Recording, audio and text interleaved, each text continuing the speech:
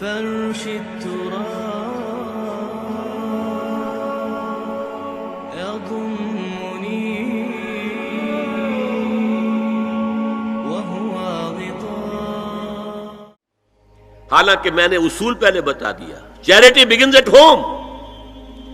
جیسے حضور فرماتے تھے انا اول المسلمین، دیکھو میں تمہیں اسلام کی دعوت دے رہا ہوں، سب سے پہلا مسلمان میں خود ہوں. انا اول المومنین، میں تمہیں ایمان کی دعوت دے رہا ہوں، پہلا مومن میں ہوں. تو جب تک انسان اپنے کردار سے بات واضح نہ کرے تو واز جو ہے وہ مفید نہیں ہوتا، مؤثر نہیں ہوتا. لہذا سب سے پہلے بات جو کی گئی وہ کی گئی ہے حضور کی ازواج مطہرات سے. اب اس ضمن میں جو اصلاحی اعمال آئے ہیں، احکام، ان کو نوٹ کر لیجئے. ان کا آغاز ہوا ہے تدریجی اعتبار سے سورہ احزاب سے، اور سورہ احزاب سن 5 ہجری میں جو ہے نازل ہوئی ہے.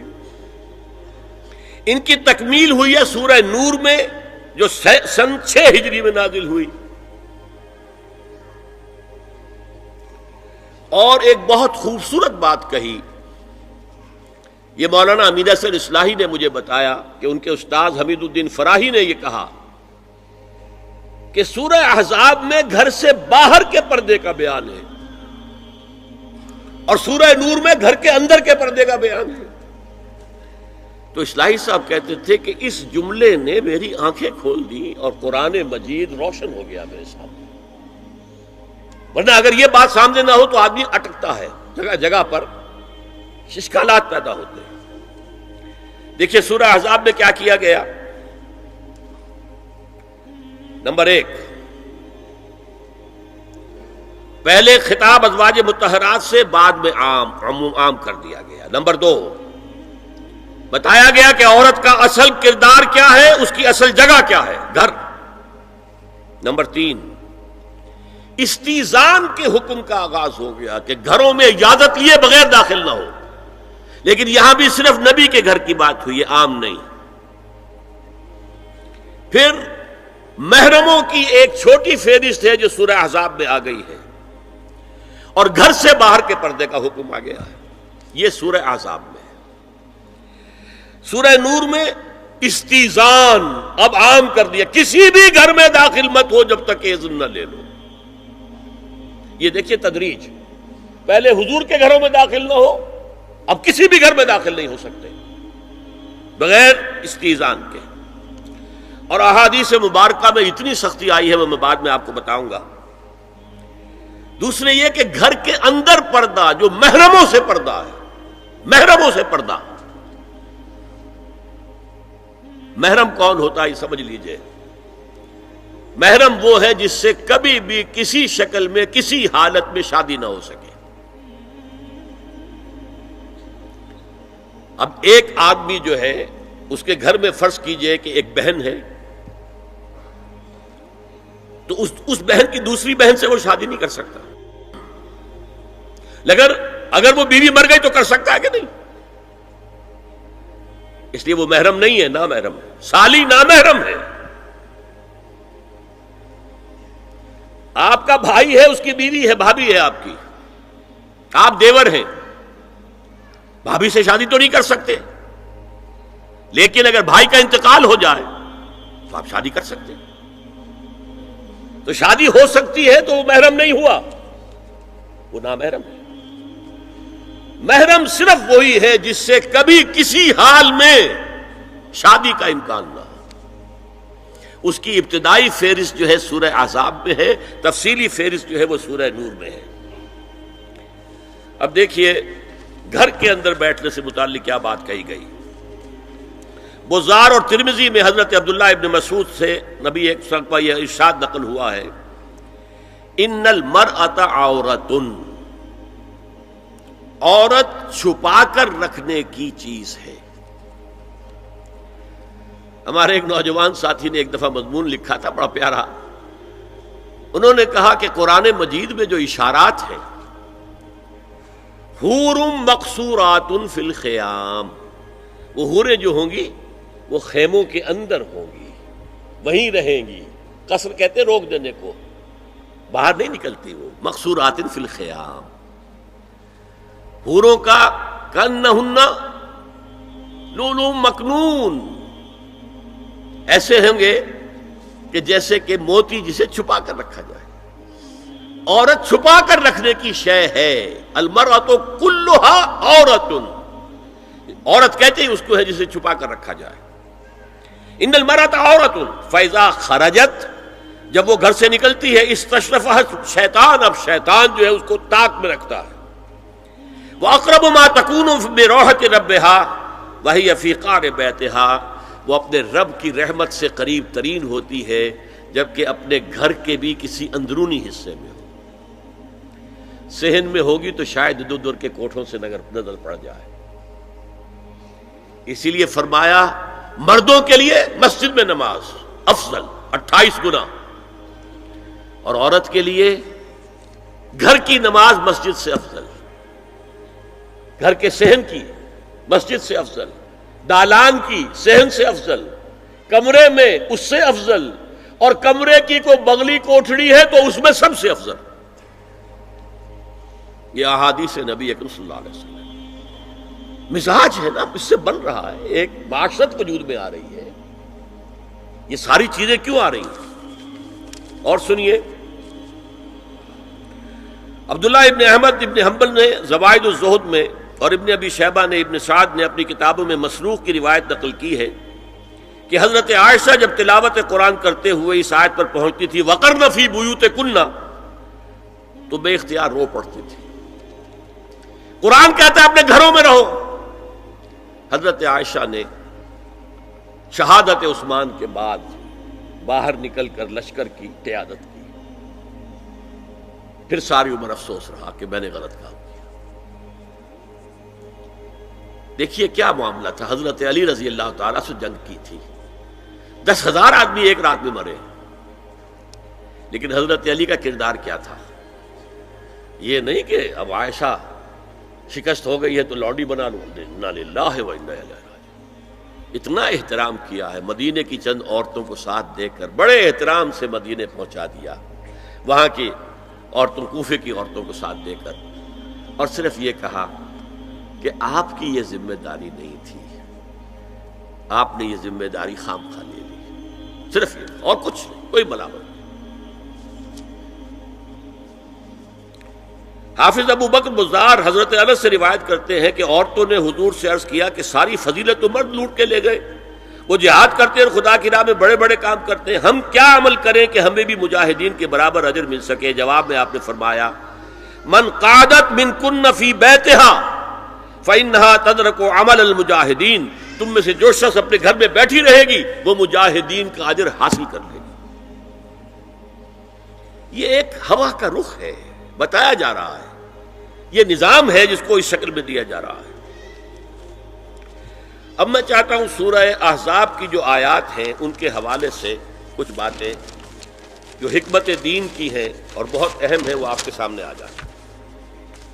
دیکھیے میں نے سب سے پہلے آیت پڑھی تھی لَقَدْ كَانَ لَكُمْ فِي رَسُولِ اللَّهِ أُسْوَةٌ حَسَنَةٌ، اے مسلمانوں تمہارے لیے اللہ کے رسول کی زندگی میں ایک بہترین نمونہ ہے، اسوہ حسنہ ہے۔ ایک بات اس میں غور طلب ہے، مردوں کے لیے تو اسوہ کامل ہے، مرد اگر سپہ سالار ہے تو اسوہ موجود ہے حضور کا، مرد اگر صدر ریاست ہے، خلیفہ ہے تو اسوہ موجود ہے رسول کا، کوئی قاضی القضات ہے تو اسوہ موجود ہے رسول کا، کوئی کسی مسجد میں خطیب ہے، امام ہے تو اسوہ موجود ہے، باپ کی حیثیت سے اسوہ موجود ہے، شوہر کی حیثیت سے اسوہ موجود ہے کہ نہیں؟ مردوں کی کوئی حیثیت ایسی نہیں جس کے لیے اسوہ حضور کی زندگی میں نہ ہو، لیکن ایک خلا ہے، عورت کی نسوانی زندگی کے لیے تو حضور کی زندگی میں کوئی اسوہ نہیں ہو سکتا، حضور مرد ہے۔ یہ ہے فلسفہ، یہ ہے حکمت دین، کہ جس صورت میں یہ آیت آئی لَقَدْ كَانَ لَكُمْ فِي رَسُولِ اللَّهِ أُسْوَةٌ حَسَنَةٌ لِمَنْ كَانَ يَرْجُو اللَّهَ وَالْيَوْمَ الْآخِرَ وَذَكَرَ اللَّهَ كَثِيرًا، اے لوگو، اے مسلمانوں، تمہارے لیے اللہ کے رسول کی زندگی میں ایک اسوہ کامل ہے، عمدہ اسوہ ہے ہر اس شخص کے لیے جو اللہ کا امیدوار ہے اور یوم آخر کو بھی مانتا ہے اور اللہ کا ذکر کرتا ہے کثرت سے۔ اب اس خلا کو پر کیسے کیا جائے؟ حضور کی ازواج کو بنایا گیا اسوہ خواتین کے لیے، اور یہی ایک بہت سی اور بھی حکمتیں ہوں گی۔ ایک حکمت یہی تعدد ازدواج میں ہے، اور حضرت عائشہ کی اتنی کم عمر میں شادی کرنے میں ہے کہ دیر تک وہ امت کو پڑھاتی رہی، شوہر اور بیوی کے درمیان خالص پرائیویٹ معاملات کے اندر بھی ہدایت دیتی رہی۔ آخر وہ بھی انسان کی ضرورت ہے کہ نہیں؟ آپ کو معلوم ہے ایک مرتبہ بعض صحابہ نے آ کر کہا، حضور یہ یہودی جو ہے ہم پر طنز کرتے ہیں کہ تمہارے نبی تمہیں بڑی چھوٹی چھوٹی باتوں کا حکم دیتے ہیں۔ آپ نے فرمایا کہ ہاں، ہمارے نبی نے تو ہمیں استنجا کرنا بھی سکھایا، بجائے کسی کمپلیکس کے انفیریورٹی کے سپیریورٹی کی بات کرو۔ استنجا ضروری شے نہیں ہے، گندگی سے نجات پانا ضروری شے نہیں ہے، طہارت ضروری شے نہیں ہے، ہمارے نبی نے تو استنجا کرنا بھی سکھایا۔ تو تعلق زن و شو کون بتائے گا؟ حضور بتائیں گے کسی کو؟ ازواج کو ضرورت ہوتی ہے، بڑا مسئلہ ہے، روزے میں کہاں تک جا سکتا ہے انسان؟ آخر کون بتائے گا؟ ازواج مطہرات نے بتایا۔ تو اسوہ بنانے کے لیے دیکھیے یہ آیات آئی ہیں، یہ 3 آیتیں سورہ احزاب کی یوں سمجھیے کہ نچوڑ ہے اس مسئلے میں۔ یا نساء النبی لستن کاحد من النساء، اے نبی کی بیویوں تم عام عورتوں کے مانند نہیں ہو۔ تو کیا وہ عورتیں نہیں تھیں؟ عورتیں تو تھیں۔ کیا ان کے احساسات عورتوں والے نہیں تھے؟ وہ تو تھے۔ کیا بات ہے؟ تم نبی کی بیویاں ہو، تمہیں اسوہ بننا ہے۔ ان اتقیتن فلا تخضعن بالقول، اگر تمہیں واقعی اللہ کا تقوی اور خوف ہے تو کسی اجنبی سے اگر بات کرنے کی ضرورت پیش آ جائے تو اپنی آواز میں لوچ مت پیدا کرو۔ فیطمع الذی فی قلبہ مرض، کہ جس شخص کے دل میں کوئی روگ ہے، گندگی ہے، وہ کوئی آس لگا بیٹھے کہ یہ جو مجھ سے گفتگو کر رہی ہیں، جس انداز میں کر رہی ہیں، جس لگاوٹ کے ساتھ کر رہی ہیں، تو کوئی نہ کوئی موقع ہے میرے لیے۔ انا للہ و انا الیہ راجعون، کرخت آواز میں بات کرو۔ وقلن قولا معروفا، اور معروف بات کہو، صرف اس سے آگے بڑھنے کی کوئی ضرورت نہیں۔ وقرن فی بیوتکن ولا تبرجن تبرج الجاہلیۃ الاولی، اور قرار پکڑو اپنے گھروں میں، وقار کے ساتھ رہو اپنے گھروں میں، تمہاری اصل جگہ گھر ہے، باہر نکلنا تمہارا کام نہیں ہے۔ ہاں ضرورت ہو سکتی ہے، اس کا بعد میں ذکر آ جائے گا، لیکن فلسفہ کیا ہے؟ عورت کی اصل جگہ اس کا گھر ہے۔ جو ڈیوٹیز کی تقسیم کر دی گئی ہے اللہ کی طرف سے، اس میں عورت کا اصل مقام اس کا گھر ہے۔ میں حدیث سنا چکا ہوں کہ جب گھر سے عورت نکلتی ہے تو شیطان تاکتا ہے اس کو، اور پھر ظاہر بات ہے کہ اس سے جو فتنے پیدا ہوتے ہیں وہ سب شیطان کے ذریعے سے ہوتے ہیں۔ وَلَا تَبَرَّجْنَ تَبَرُّجَ الْجَاهِلِيَّةِ الْأُولَىٰ، اور جو جاہلیت تھی، اسلام کے آنے سے پہلے کا جو دور تھا، اس میں جس طرح تم بند سمر کر اور لوگوں کی نگاہوں میں آنے کے لیے نکلتی تھی، اب وہ طریقہ اختیار نہ کرو۔ دیکھیے یہ بھی ایک بڑا نفسیاتی نکتہ ہے۔ مرد کے اندر قوت ہے، وہ اپنی قوت کا ظہور چاہتا ہے، کبھی جی چاہتا ہے دیوار کو کندھا دے مارے، راستہ چلتے کسی کو لگا کندھا، قوت ظہور چاہتا ہے۔ عورت کے پاس سب سے بڑا سرمایہ اس کا نسوانی حسن ہے، جسمانی طاقت تو نہیں ہے نا، اس کے اندر ایک ارج ہے کہ اپنے آپ کو ظاہر کرے۔ اس کا نام تبرج، بروج کہتے تھے ان برجیوں کو کہ جو فصیلوں کے اوپر ہوتی تھی، اور ظاہر بات ہے دور سے مسافر آ رہا تو پہلے تو برجی نظر آتی تھی نا، تو نگاہوں میں آنا، نگاہوں میں کھپنا، یہ تبرج ہے۔ تو تم جس طرح پہلے بناؤ سنگھار کر کے نکلا کرتی تھی، اور تبرج الجاہلیہ اب وہ چھوڑ دو۔ وَأَقِمْنَ الصَّلَاةَ وَآتِينَ الزَّكَاةَ، اور نماز قائم رکھو، زکوٰۃ ادا کرو، وَأَطِیعُوا اللَّهَ وَرَسُولَهُ، اور اللہ اور اس کے رسول کی اطاعت پر کاربند رہو۔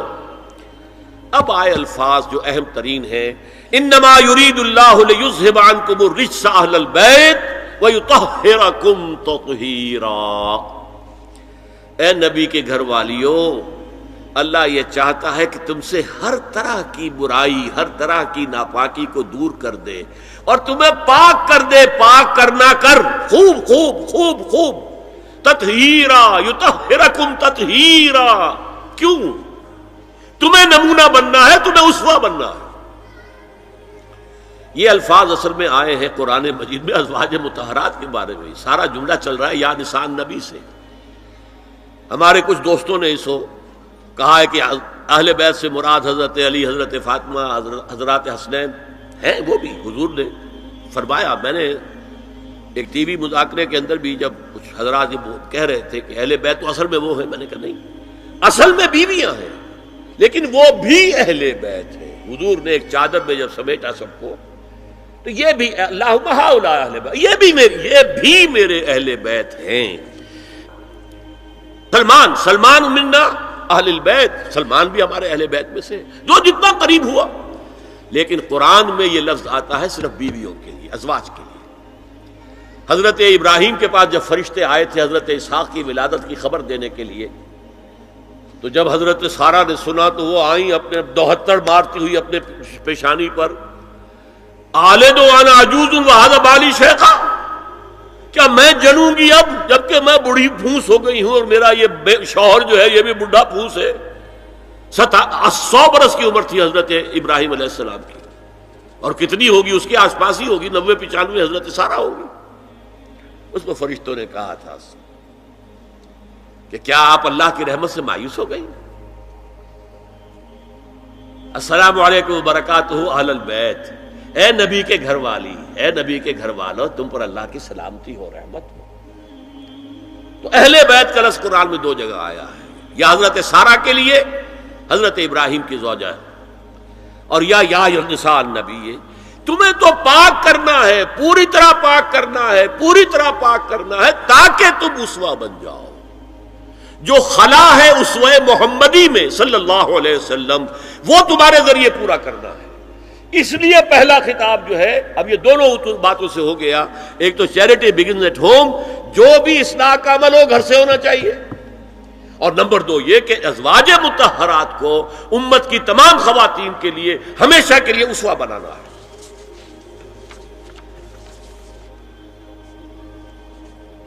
اسی طریقے سے استیزان کا معاملہ بھی آیا ہے، لیکن وہ بھی صرف نبی کے گھروں تک آ رہا ہے۔ یا ایھا الذین آمنوا لا تدخلوا بیوت النبی حتی یؤذن لکم، اہل ایمان نبی کے گھروں میں داخل نہ ہوا کرو جب تک کہ اذن نہ دیا جائے۔ یہ پرائیویسی، گھر کی پرائیویسی، اس پر میں تفصیل سے بعد میں بات کروں گا، چونکہ تفصیل اس کی آئی ہے سورہ نور میں۔ میں نے عرض کیا نا، ان احکام کا آغاز ہوا، جیسے شراب کی حرمت، آغاز سورہ بقرہ، پھر سورہ نساء، پھر سورہ مائدہ۔ اسی طرح اس کا اختتام جو ہوا ہے وہ سورہ نور میں ہے۔ تو مت داخل ہوا کرو، اور اس کے بعد فرمایا وَإِذَا سَأَلْتُمُوهُنَّ مَتَاعًا فَاسْأَلُوهُنَّ مِنْ وَرَاءِ حِجَابٍ، اور دیکھو اگر نبی کی بیویوں سے کوئی چیز مانگنی ہو تو پردے کی اوٹ سے مانگو۔ یہ حجاب کا لفظ آیا ہے، جس کو کہا جاتا ہے کہ حجاب کا کوئی حکم قرآن میں ہے ہی نہیں۔ پہلے وہاں کے گھر کھلے ہوتے تھے، دروازوں پر کوئی پردہ وردہ نہیں ہوتا تھا، اور گھر کوئی کنالوں کے اور ایکڑوں کے تو نہیں ہوتے تھے، چھوٹے چھوٹے گھر۔ لیکن یہاں پر فرما دیا گیا پردے، اس کے بعد سے جب سے یہ آیت اتری گھروں کے اوپر پردے ڈال دیے گئے۔ اب ظاہر بات ہے کہ اس میں چہرے کا پردہ ہی ہوا نا، چہرے کا پردہ ہے حجاب، اسی کو حضرت عائشہ نے آیت الحجاب قرار دیا ہے۔ اور پھر دیکھیے جو ریئلزم ہے، ریئلزم میں نے کہا تھا نا کہ اللہ نے بھی فرمایا کہ سب سے زیادہ محبت انسان میں عورت کی ہے، حب زین للناس حب الشہوات من النساء، اور پھر اس کے بعد لمبی فہرست۔ حضور نے فرمایا حبب الی النساء والطیب، یہاں بھی فرمایا گیا ذالکم اطہر لقلوبکم وقلوبہن، یہ زیادہ پاکیزہ بات ہوگی تمہارے دلوں کے لیے بھی اور ان کے دلوں کے لیے بھی۔ اگر نبی کی بیوی بے حجاب تمہارے سامنے آ جائے گی تو وہ نبی کی بیوی ہے اور ازواج مطہرات ہونے کی حیثیت سے تمہاری ماں بھی ہے، لیکن ایک عورت بھی تو ہے، اور تم چاہے صحابی ہو کچھ بھی ہو، تم مرد بھی تو ہو۔ یہ مرد اور عورت کے درمیان جو کشش ہے یہاں بھی اس کا ساس۔ نبی کی بیویوں کو بھی یہ نہیں کہا کہ اس سے ماوراء ہے، معصوم تو کوئی نہیں نبی کے علاوہ، وہ تو اللہ کہہ رہا ہے ہم تمہیں پاک کر دینا چاہتے ہیں، پوری طرح پاک کر دینا چاہتے ہیں تاکہ تم تمام خواتین امت کے لیے اسوہ بن جاؤ۔ فرمایا یہ جو پردے کی اوٹ سے کوئی شے لینا دینا ہے، اس سے یہ تمہارے دلوں کے لیے بھی زیادہ پاکیزہ بات ہے اور ان کے دلوں کے لیے بھی۔ یہ ہے اللہ تعالی کا حکم سورہ احزاب کے اندر۔ اس کے بعد اسی سورہ احزاب میں اس سے جو مستثنا ہے، گھروں میں اذن لیے بغیر بھی داخل ہو سکے، جن کے سامنے ازواج مطہرات اپنے کھلے چہرے کے ساتھ آ سکتی تھی، ان کی ایک فہرست دی گئی۔ یہ مختصر فہرست ہے۔ لا جناح علیہن فی آبائہن ولا ابنائہن ولا اخوانہن ولا ابناء اخوانہن ولا ابناء اخواتہن ولا نسائہن ولا ما ملکت ایمانہن واتقین اللہ ان اللہ کان علی کل شیء شہیدا۔ کوئی حرج نہیں ہے ازواج مطہرات پر ان کے باپوں کے سلسلے میں۔ ابو بکر آئے تو جائیں سیدھے حضرت عائشہ کے حجرے میں، کون روکے گا؟ اور بیٹوں کے اور ان کے بھائیوں کے اور ان کے بیٹوں کے بھائی بھتیجے اور ان کی بہنوں کے بیٹے یعنی بھانجے، ولا نسائہن، نسائہن اس کو میں چاہتا ہوں نوٹ کریں آپ، اپنی عورتیں، جان پہچان کی عورتیں، اجنبی عورتیں نہیں۔ اس پر مزید گفتگو ہوگی سورہ نور کے حوالے سے۔ ولا ما ملکت ایمانہن، اور جو ان کے ملک یمین ہیں، ان میں ایک رائے یہ ہے کہ مراد صرف باندیاں ہیں اور ایک مراد یہ ہے کہ اس میں مرد غلام بھی شامل ہیں۔ ایک رائے یہ ہے کہ مرد غلام جب تک کہ ابھی وہ بالغ نہ ہو، بچہ ہو۔ بہرحال یہ آراء ہے علیحدہ۔ واتقین اللہ ان اللہ کان علی کل شیء شہیدا، اور اللہ کا تقوی اختیار کرو، یقیناً اللہ ہر چیز کو دیکھ رہا ہے۔ اب آئیے سورہ نور کی طرف۔ اب میں یہاں پر سورہ نور میں آغاز جو ہوا ہے سورہ نور کا، وہ سب کو معلوم ہے۔ زنا کی کیا حد ہے، سزا کیا ہے؟ غیر شادی شدہ زانی یا زانیہ، اس کی سزا 100 کوڑے، اور اگر کوئی الزام لگائے اور ثبوت پیش نہ کر سکے، 4 گواہ نہ لا سکے، تو قذف کی حد کیا ہے؟ 80 کوڑے۔ اس کے بعد اصل میں جو زنا کا سد باب کرنے کے لیے احکام ہے وہ آئے ہیں۔ چنانچہ اس میں سب سے پہلے کیا ہوا؟ استیزان کا حکم بڑی تفصیل کے ساتھ آیا، بہت تفصیل کے ساتھ آیا۔ یا ایھا الذین آمنوا لا تدخلوا بیوتا غیر بیوتکم حتی تستأنسوا وتسلموا علی اہلها ذالکم خیر لکم لعلکم تذکرون۔ اہل ایمان ہرگز مت داخل ہو اپنے گھروں کے علاوہ کسی اور گھر میں جب تک کہ تم ان کے ساتھ مانوس نہ ہو جاؤ، اذن نہ لے لو، ان پر سلام نہ کرو، یہی تمہارے لیے خیر بہتر ہے۔ اس کے بعد تفصیل آئی ہے، اس میں میں اس وقت نہیں جا رہا ہوں۔ اور جو لوگ اس پر عمل نہیں کرتے ان کے بارے میں قرآن مجید کیا کچھ، حضور کیا کچھ فرما رہے ہیں یہ آپ سن لیجئے، بہت سخت احکام ہے۔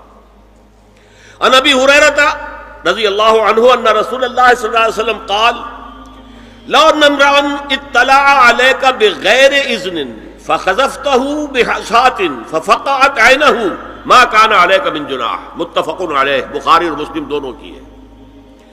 اگر کوئی شخص تمہارے گھر میں بغیر اجازت کے داخل ہو جائے اور تم اس کی سزا کے طور پر اس پر کنکریاں پھینکو اور اس کی آنکھ پھوٹ جائے کنکری سے، تو تم پر کوئی گناہ نہیں۔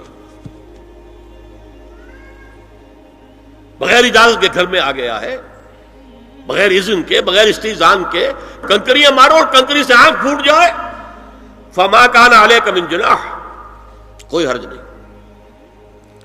اسی طرح آیا ہے من اطلع دار قوم بغیر اذنہم ففقعوا عینہ فقد حضرت عینہ، یہ ابو داؤد کی روایت ہے۔ جو شخص بغیر اذن لیے کسی کے گھر میں داخل ہوا ہے اور اگر اس نے اس کی آنکھ پھوڑ دی تو اس کے اوپر کوئی ہرجانہ نہیں ہے، کوئی اس کی دیت نہیں، کوئی ہرجانہ نہیں۔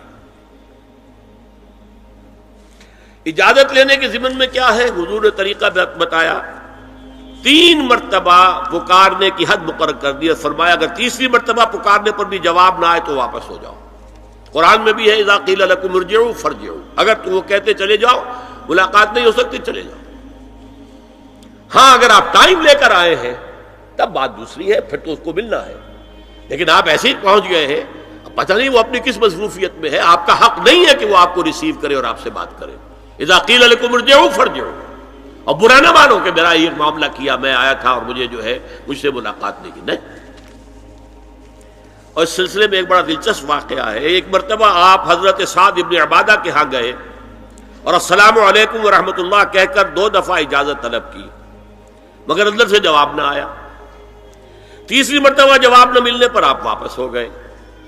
حضرت سعد اندر سے دوڑ کر آئے اور عرض کیا یا رسول اللہ، میں آپ کی آواز سن رہا تھا مگر میرا جی چاہتا تھا کہ آپ کی زبان مبارک سے میرے لیے جتنی بار بھی سلام و رحمت کی دعا نکل جائے اچھا ہے، تیسری مرتبہ بھی آپ کہیں۔ پھر دوڑ کر آئے اور لپٹ گئے حضور سے صلی اللہ علیہ وسلم۔ یہ ہے استیزان کا معاملہ۔ اب آ رہی ہے اصل آیت، قل للمؤمنین یغضوا من ابصارہم ویحفظوا فروجہم ذالک ازکی لہم ان اللہ خبیر ما یصنعون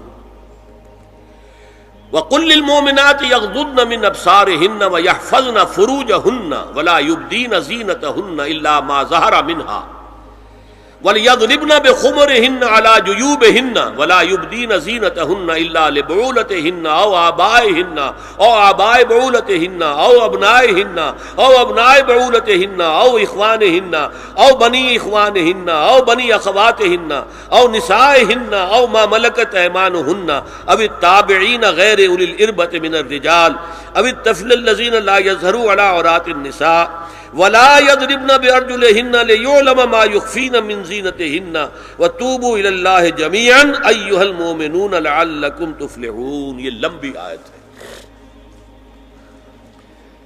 اہل ایمان، اے نبی کہہ دیجئے اہل ایمان مردوں سے اپنی نگاہیں نیچی رکھا کریں اور اپنی شرمگاہوں کی حفاظت کریں،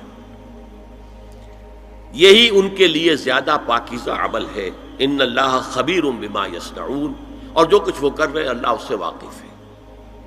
وقل للمؤمنات یغضضن من ابصارہن، اور مومن عورتوں سے بھی کہہ دیجئے کہ وہ اپنی نگاہیں جو ہیں نیچی رکھا کریں، ویحفظن فروجہن، اپنی شرمگاہوں کی حفاظت کریں، ولا یبدین زینتہن الا ما ظہر منہا، اور اپنی زینت کو ظاہر نہ کیا کریں سوائے اس کے کہ جو بالکل ظاہر ہو جائے، از خود ظاہر ہو۔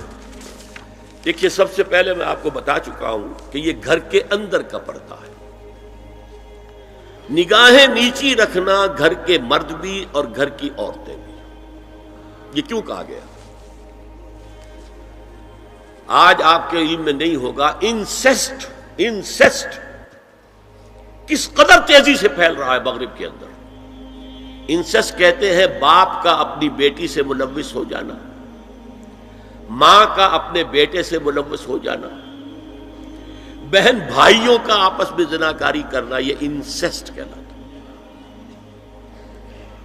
اس وقت امریکہ میں سب سے زیادہ جو پریکٹس ہے وہ سائیکیٹرسٹ کی ہے، بڑی فیسیں ہیں، بڑی دوائیں ہیں، جو فارماسیوٹیکل انڈسٹری ہے اس میں بھی سب سے زیادہ فلورشنگ وہ دوائیں ہیں کہ جو ذہنی امراض کی ہیں۔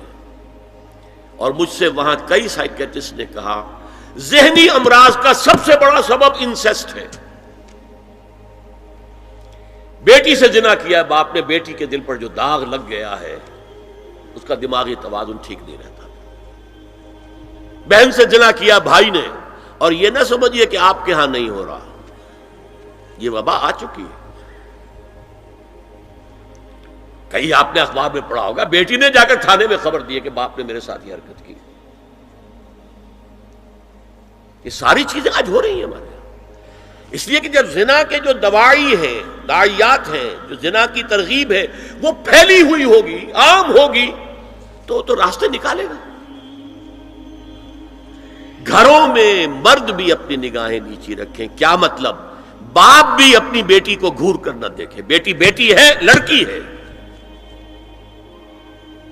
جوان بھائی بھی اپنی جوان بہن کو گھور کر نہ دیکھا. نگاہیں نیچی رکھو. یہ نگاہیں نیچی رکھنا بازار میں چلتے ہوئے نہیں ہے. وہ تو سوسائڈ ہو جائے گی، موت آ جائے گی. کوئی گاڑی آپ کو روک دے گی. یہ گھر کے اندر ہے. اور اس لیے ہے کہ بہرحال باپ مرد ہے، بیٹی عورت ہے. میں نے آپ کو فرائیڈ کی بات بتا دی ہے. وہ تو کہتا ہی ہے کہ باپ اگر محبت بھری نگاہ بیٹی پر ڈال رہا ہے، اس میں سیکس ہے، سیکس کا جذبہ ہے. اگر ماں بیٹے پر محبت بھری نگاہ ڈال رہی ہے تو سیکس ہے. ایڈیپس کمپلیکس مشہور ہے اس کا. لیکن اپنی جگہ یہ ہے کہ باپ مرد ہے، بیٹی عورت ہے. بھائی مرد ہے، بہن عورت ہے. لہذا گھروں کے اندر بھی اپنی نگاہوں کو نیچا رکھو. میں آپ کو قول سنا چکا ہوں مولانا فراہی کا. اصلاحی صاحب نے کہا، جب مولانا فراہی نے مجھ سے یہ کہا کہ اصل میں سورہ احزاب میں گھر کے باہر کا پردہ ہے اور سورہ نور میں گھر کے اندر کا پردہ ہے، تو کہتے میری آنکھیں کھل گئیں اور چابی مل گئی، کلید مل گئی ان آیات کو سمجھنے کی، ان کی اصل پس منظر کو، حقیقت کو جاننے کا راستہ کھل گیا. تو یہ جو ہے غض بصر، یہ باہر کے لیے نہیں ہے، یہ گھر کے اندر کے لیے ہے. بیٹی کا آخر جوان ہو رہی ہے، اس کے سینے کے اوپر کچھ غبار آ رہا ہے، اس کو گھور کر مت دیکھو، مت دیکھو، نگاہیں نیچی کرو. قل للمؤمنین یغضوا من ابصارهم ویحفظوا فروجهم ذلک ازکی لهم ان اللہ خبیر بما یصنعون. نوٹ کر لیجئے کہ یہ کہاں ہو رہا ہے؟ گھر میں داخلے کے بعد. گھر میں داخلہ اجازت سے، اور داخلہ ہوگا صرف محرموں کا. گھر کے اندر جو ہے وہ نامحرم تو نہیں آئے گا. یہ میں آگے بیان کر رہا ہوں. وَقُلْ لِلْمُؤْمِنَاتِ يَغْضُضْنَ مِنْ أَبْصَارِهِنَّ وَيَحْفَظْنَ مِنْ فُرُوجِهِنَّ. اور کہہ دیجئے مومن عورتوں سے بھی کہ وہ بھی اپنی نگاہیں جھکا کر رکھیں اور اپنی شرمگاہوں کی حفاظت کریں. وَلَا يُبْدِينَ زِينَتَهُنَّ إِلَّا مَا ظَهَرَ مِنْهَا. اس ٹکڑے پر بڑا قیل و قال ہے جدید مفکرین اور جدید دانشوروں نے کہ وہ اپنی زینت ظاہر نہ کرے سوائے اس کے جو خود ظاہر ہو جائے. وہ کہتے ہیں اس میں چہرہ بھی شامل ہے، اور جب چہرہ شامل ہے تو اس کا مطلب چہرے کا پردہ نہیں ہے. لا حول ولا قوت الا باللہ. آپ کو بہت سے حضرات نے وہ پڑھی ہوگی بحث جو جنگ میں ہو گئی تھی. ایک صاحب وہ انسٹیٹیوٹ آف پالیسی اسٹڈیز اس کے اسکالر ہیں، ریسرچ کا، انہوں نے لکھ دیا کہ الا ما ظہر منہا میں چہرہ ظاہر ہے، شامل ہے، لہذا پردہ نہیں ہے. اور ارشاد احمد حقانی صاحب نے بھی زوردار اس کے اوپر جو ہے وہ تائید لکھ دی، اور گویا کہ کہا کہ اب تو مسئلہ ہی طے ہو گیا. جب ایک ریسرچ اسکالر کہہ رہا ہے تو یہ مولوی ملاٹے جو کہتے پڑھتے ہیں کہ یہ عورت کا جو چہرے کا پردہ ہے، یہ تو بات ختم ہو گئی. The matter is clutched. میں نے صرف ایک جواب دیا کہ اس شخص نے جو بڑا ریسرچ اسکالر تھا، پہلے یہ لکھا ہے کہ سورہ نور کی ان آیات میں سطر کے احکام آ رہے ہیں، تو پھر یہاں پردے کا چہرے کا معاملہ کیا ہو؟ سطر میں تو پردہ چہرہ شامل نہیں ہے. محرموں سے پردہ کیا ہے؟ محرموں سے، اس کا نام سطر ہے. عورت کا پورا جسم سطر ہے سوائے چہرے کی ٹکیا اور یہ ہاتھ اور یہ پاؤں، بس. کیا مطلب ہے؟ بھائی بھی نہیں دیکھ سکتا بہن کے جسم کا کوئی اور حصہ، باپ بھی نہیں دیکھ سکتا بیٹی کے جسم کا کوئی حصہ. یہ سطر ہے. سطر محرموں سے پردہ ہے. اس سے آگے صرف شوہر یا حسب ضرورت طبیب، سرجن، بس. یہ محرموں کا پردہ. گھر میں عورت رہے گی تو سطر کے ساتھ رہے گی. محرم آئیں گے، چچا اس کا محرم ہے، آئے گا. لیکن وہ بھی تو مرد ہے نا، چہرہ تو نہیں ڈھانپے گی اس لیے کہ محرم ہے، لیکن باقی جسم ستر، عورت کا پورا جسم ستر ہے سوائے چہرے کی ٹکیا، بال بھی ستر میں شامل ہے۔ سر پر وہ سکارف جو آج کل بنا ہوا ہے بہت بڑا مسئلہ، انہوں نے چہرے کو نکال دیا، صرف سکارف سمجھا ہوا، پر حجاب کہتے ہیں، حالانکہ وہ حجاب پورا تو نہ ہوا، وہ صرف ایک حصہ ہے، لیکن ایک حصہ صحیح ہے، سر کے بال جو ہے وہ چھپے ہونے چاہیے، یہ سطر میں شامل ہے۔ چہرے کی ٹکیا ہے جو سطر سے باہر ہے، ہاتھ ہے پونچوں سے باہر، اور پیر ہے ٹخنوں سے نیچے، بس اللہ اللہ خیر سے۔ تو فرمایا ما ظہر منہا من زینتہن میں الا ما ظہر منہا میں کیا کیا چیزیں آ سکتی ہیں؟ دیکھیے، اگر عورت پوری کی پوری برقعے کے اندر ملبوس ہے، چہرے پر بھی نقاب ہے، آنکھوں کے آگے بھی یا جالی ہے یا کوئی چشمہ ہے، تو پھر بھی اس کے حسن کا ایک حصہ وہ ہے جو ظاہر ہے۔ اگر طویل القامت ہے، قد و قامت، یہ حسن کا حصہ ہے کہ نہیں؟ وہ کہاں چھپائے گی؟ اور غالب نے جو شعر کہا ہے، تیرے سرو قامت سے ایک قد آدم قیامت کے فتنے کو کم دیکھتے ہیں۔ سرو قد عورت، اسی طرح جسم سے ڈول ہے، اکیرا بدن ہے، یہ تو نہیں چھپے گا۔ عورت موٹی ہے، کیسی ہے، جسم جو غیر متناسب ہے، یہ تو نہیں چھپے گا۔ متناسب ہے اعضاء، قداور ہے، اکیرا بدن ہے، یہ ہے وہ چیزیں کہ جو حجاب کے سلسلے میں ما ظہر منہا، یہاں ہو رہا ہے کہ جو سطر کے سلسلے میں ہے ما ظہر منہا، زینت کا، اور وہ چہرہ ہے۔ لیکن اب اس میں ایک اور بات، وَلْيَضْرِبْنَ بِخُمُرِهِنَّ عَلَى جُيُوبِهِنَّ، یہ بھی گھر کے اندر کی بات ہو رہی ہے، چونکہ میں پہلے بتا چکا ہوں، جلباب ہوتا تھا جب گھر سے باہر نکلتی تھی عورت، تو وہ اپنی چادر لپیٹتی تھی اپنے گرد، چہرہ نہیں ڈھانپتی تھی، صرف چہرے کا حکم دیا گیا اس کے ضمن میں، وہ سورہ عذاب کی آیت ہے، وہ رہ گئی، وہ میں بیان کروں گا۔ اور خمار اوڑھنی ہوتی تھی جو گھر میں اوڑھتی تھی، گھر میں ظاہر بات ہے کہ جلباب تو نہیں لیا جا سکتا، آخر گھر کا کام کاج کرنا ہے، ہلکی سی اوڑھنی تو وہ گھر میں، لیکن فرمایا وَلْيَضْرِبْنَ بِخُمُرِهِنَّ عَلَى جُيُوبِهِنَّ، اور انہیں چاہیے کہ اپنی اوڑھیوں کے، بکل اوڑھنیوں کے اپنے سینوں کے اوپر، گریبانوں کے اوپر بھی مار لیا کریں، تاکہ یہ سینے کے جو ابھار ہیں ان کو ایک ایڈیشنل کور مل جائے۔ دیکھیے سطر کا تقاضے کیا ہے، گن لیجئے۔ لباس نبیذ ہونا چاہیے، باریک نہیں۔ حضور نے فرمایا اللہ کی لعنت ہو ان پر جو لباس پہن کے بھی ننگی ہوتی ہے۔ باریک اتنا لباس ہے یا چست اتنا لباس ہے، ڈھیلا ڈھالا ہونا چاہیے، نبیذ ہونا چاہیے۔ لباس کے اندر یہ دو حصے جو ہیں وہ لازم ہیں۔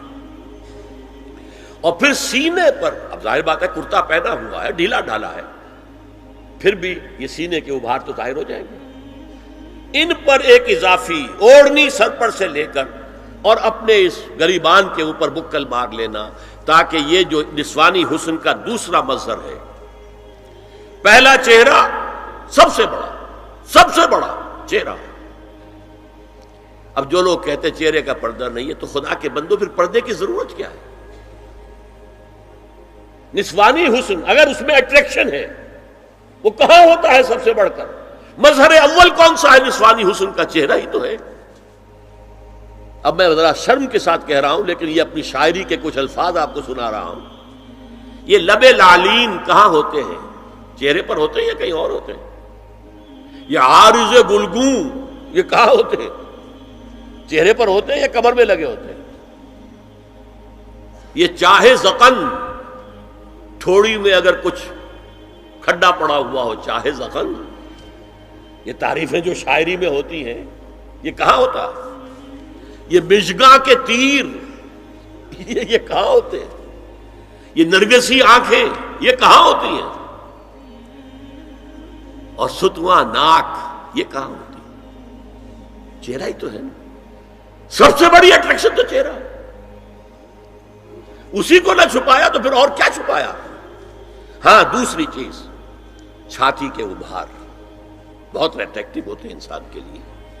اس کے لیے یہ ہے کہ وَلْيَضْرِبْنَ بِخُمُرِهِنَّ عَلَى جُيُوبِهِنَّ، کرتا بھی دبیز کپڑے کا ہو، کرتا جو ہے ڈھیلا ڈھالا بھی ہو، شلوار اور دبیز تر کپڑے کی ہو، ڈھیلی ڈھالی ہو، اور اوڑھنی کا بکل جو ہے اپنے سینے پر مار لیا جائے.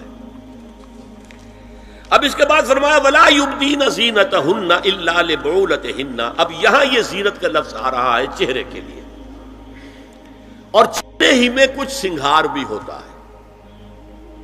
کوئی سرما لگایا ہوا ہے، فرض کیجئے کسی اور طرح کا کوئی زیور پہنا ہوا ہے، گلے میں پڑا ہے، کانوں میں بندے ہیں وغیرہ وغیرہ. یہ زینت چہرہ اور اس کے ساتھ کوئی بناؤ سنگھار کا معاملہ، جس کی کہ حضور صلی اللہ علیہ وسلم نے تلقین کی ہے. عورت کو گھر میں بن سنور کر رہنا چاہیے، شوہر کے لیے ایٹریکٹیو رہنا چاہیے. خاص طور پر شوہر جب آنے والا ہے شام کو دفتر سے، اس وقت عورت جو ہے بن سنور کر رہے ہیں. اس لیے کہ اصل مقصد کیا ہے؟ جتنی بھی انسان میں سیکشول انرجی ہے وہ مرکوز رہے شوہر اور بیوی کے درمیان. یہ فلسفہ ہے.